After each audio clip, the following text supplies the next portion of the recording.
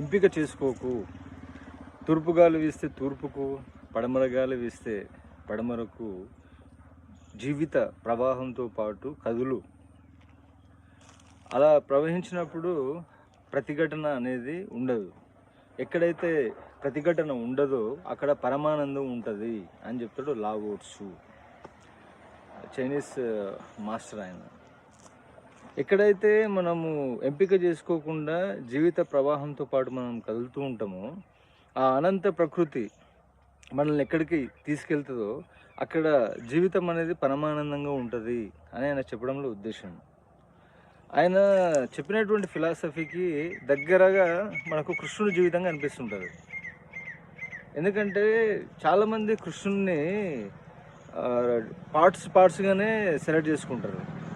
కొంతమందికి బాలకృష్ణుడు అంటే ఇష్టం ఉంటుంది, కొంతమందికి యువకుడుగా ఉన్నప్పుడు, ఇంకొంతమందికి యుద్ధభూమిలో ఉన్నప్పుడు, ఇట్లా రకరకాలుగా ఆయనను తీసుకున్నారు. కానీ సమగ్రంగా ఆయనను చాలా తక్కువ మందే తీసుకుంటారు. ఇప్పుడు కొంతమందికి ఆయన ఒక మిత్రునిలాగా అనిపిస్తాడు, వాళ్ళు ఆ పాటనే తీసుకుంటారు. ఇంకా ఆ మిత్రత్వానికి విలువనిచ్చి కుచేలుడి పేదరికాన్ని పోగొడతాడు, అర్జునుడికి రథానికి సారథిగా మారుతాడు. ఆ తర్వాత ఆయనకు దొంగ అనే ముద్ర కూడా పడుతుంది. వెన్న దొంగ చిన్నప్పుడైతే చెమంతకం అనేది దొంగిలించిండని రాజు అయిన తర్వాత మళ్ళీ అదొక బ్లేమ్ ఉంది ఆయనకు.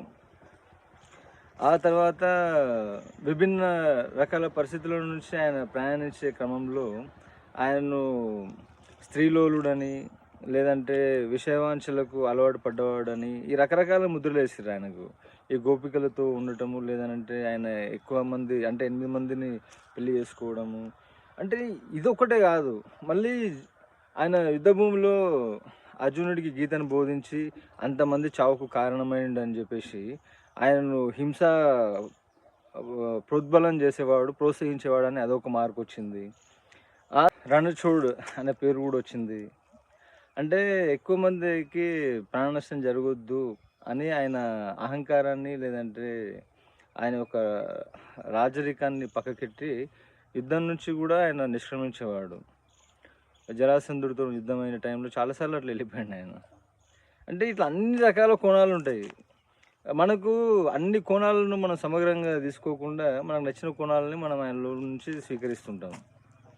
అంటే కృష్ణుడు జీవితంలో సంపూర్ణంగా ఉన్నాడు. ఆయన దేనిని ఎంపిక చేసుకోడు. జీవిత ప్రవాహం ఆయన ఎటు తీసుకెళ్తే అటు ఆయన వెళ్తాడు. ఆయనను సమగ్రంగా అర్థం చేసుకోకుండా ప్రతి ఒక్కరూ వాళ్ళకు నచ్చిన